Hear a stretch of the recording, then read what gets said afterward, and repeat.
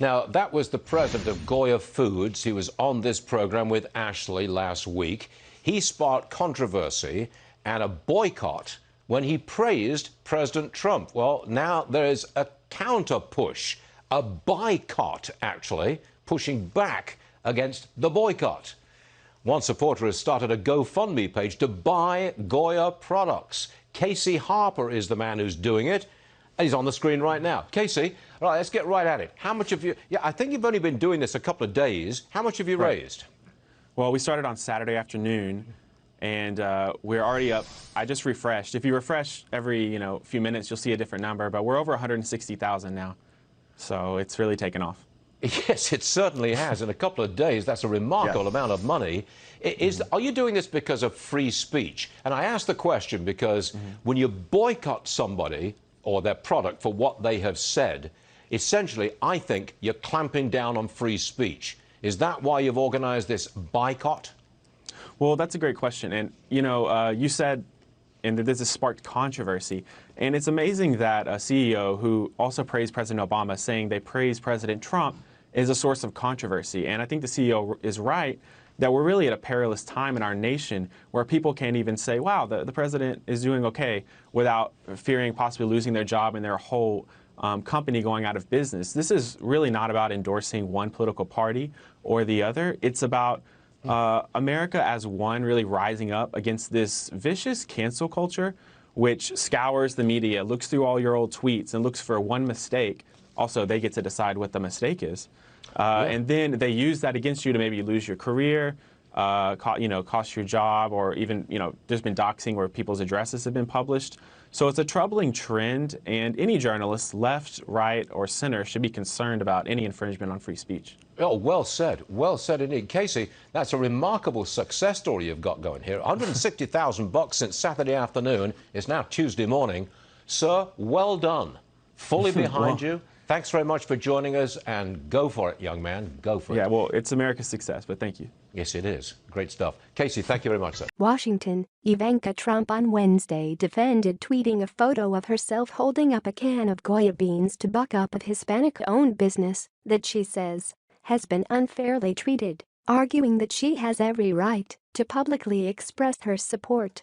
Government watchdogs countered that President Donald Trump's daughter and senior advisor doesn't have the right to violate ethics rules that bar government officials from using their public office to endorse specific products or groups.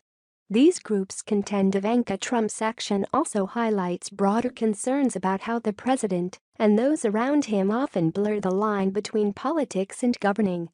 The White House would be responsible for disciplining Ivanka Trump for any ethics violation, but chose not to in a similar case involving White House counselor Kellyanne Conway in 2017. White House Chief of Staff Mark Meadows told reporters accompanying the president to Atlanta on Wednesday that he doubted Ivanka Trump would face any repercussions. Goya became the target of a consumer boycott after CEO Robert Unethical praised the president at a Hispanic event at the White House last Thursday.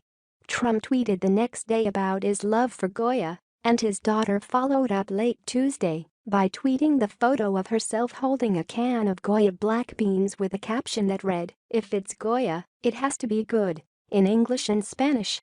Almost immediately, government watchdogs and social media commentators accused Ivanka Trump of violating ethics rules, an issue that was not addressed in a White House response statement that blamed the news media and the culture of boycotting certain views.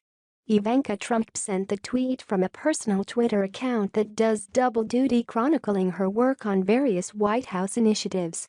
Trump himself appeared to back up his daughter Wednesday by posting a photo on his Instagram account showing him in the Oval Office in front of various Goya products arrayed on his desk. As president, Trump is exempt from many of the rules that federal workers must follow. Walter Schaub, former director of the Office of Government Ethics, said on Twitter that the tweets and photos amounted to an official campaign by the Trump administration to support Goya, making it all the more clear that Ivanka's tweet was a violation of the misuse of position regulations. Schaub left government in 2017 after clashing with the Trump administration over ethics rules. Citizens for Responsibility and Ethics in Washington said the rules are clear. Craig Holman, the Capitol Hill lobbyist for Public Citizen, said the episode was reminiscent of a 2017 incident when, during a nationally broadcast cable TV interview, Conway urged Trump supporters to buy Ivanka Trump's clothing and accessories after Nordstrom dropped the fashion line. The White House later said Conway had been counseled about her comments. Holman argued that Ivanka Trump's action was less of a mistake, given the Conway incident. They decided to violate federal law thinking that it will benefit them politically, he said. Trump is looking to improve his standing with Latino voters before November's election. He won the votes of about 3 in 10 Latino voters in 2016. Meadows defended Ivanka Trump. "I don't know, from my standpoint I see this as a huge promotion of Goya foods as much as it is expressing appreciation for someone who is willing to show great political courage," the White House chief of staff said. The president often blurs the lines between politics and governing. Trump used a speech Wednesday at a UPS facility in Atlanta on environmental permitting to rail against allowing mail-in voting for the November election and against Democratic rival Joe Biden. He also used a Tuesday news conference in the White House Rose Garden, where presidents traditionally have refrained from politics, to lash out at Biden.